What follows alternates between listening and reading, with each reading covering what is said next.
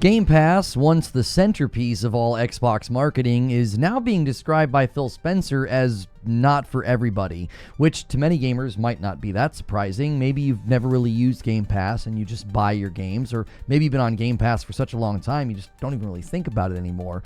Regardless of where you land on the subservice, hearing that it isn't for everybody might not really ruffle your feathers, but it is a huge departure in messaging from Xbox that continues the brand's ongoing evolution, and it even seems to sort of confuse the messaging of everything is an Xbox if the major catalyst of what they offer to get into their ecosystem, which is Game Pass, is not for everybody. So let's look at the full extent of what Phil said, and I think it actually means some things for Xbox strategy as well as the future of Game Pass to consider. Now, before we do that, if at any point during this video you like what you hear, hit like and subscribe so you get more of my content. So Phil Spencer sat down with Variety to do an interview, and when they got to the topic of Game Pass, he had the following to say. For me, I look at Game Pass as a healthy option for certain people. It's not for everybody. If you play 1 or 2 games a year, Game Pass probably isn't the right business model for you. You should just buy those 2 games, and that would make total sense. But I want you to have the choice, so we remain focused on everything that's on Game Pass is also available to buy. We're making those games available to buy in more places. And I look at the overall hours of people who are playing on Xbox, playing our games, and that's a number that continues to grow fairly substantially, and that's really the metric I think about for success. And Game Pass has been an important part of that, but I don't try to solve for Game Pass specifically on its own. It's kind of part of the equation for Xbox finding new players.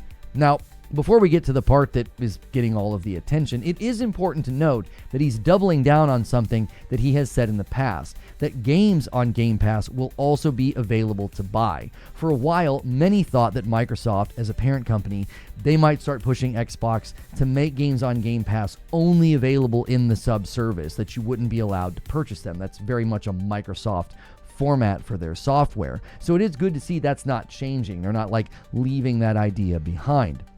But the real lightning rod is the line about Game Pass not being for everyone. And not because he said it, but why he said it. He says if you're only going to be playing 1 or 2 games a year, then you'd be better off just buying them. And he's actually right. There's nothing about that that isn't factual. But here's the problem. Their goal, their strategy, their marketing push to get more gamers, since the console market is stagnant according to Phil, well, that's to get people to play wherever they are, whether they're on a smart TV, a tablet, a phone. Those are all Xboxes now. But he just told all of those people that Game Pass isn't for them, because none of those people right now are presently buying or playing more than 1 or 2 games a year. Think of it this way. Game Pass is basically for people who are going to buy or play more than 1 or 2 games a year.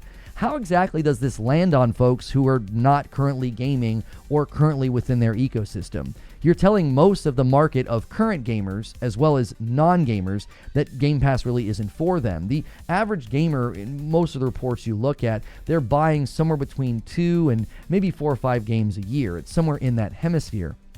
That means an awful lot of people won't find Game Pass appealing if they're only in that number of, 1 to 2, maybe 3.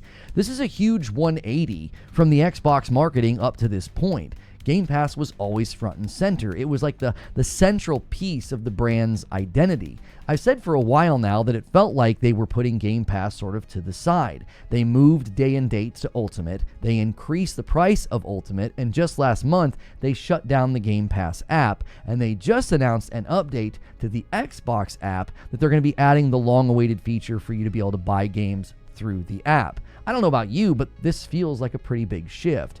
Those who love Game Pass and enjoy the crazy amount of value, well, I would keep my eye on Xbox, because they haven't just made huge changes to where day and date is or the price of Ultimate. They are now telling most of the gaming as well as the non-gaming public that Game Pass isn't for them. And if it isn't for them, then Xbox might decide that it's not for them either.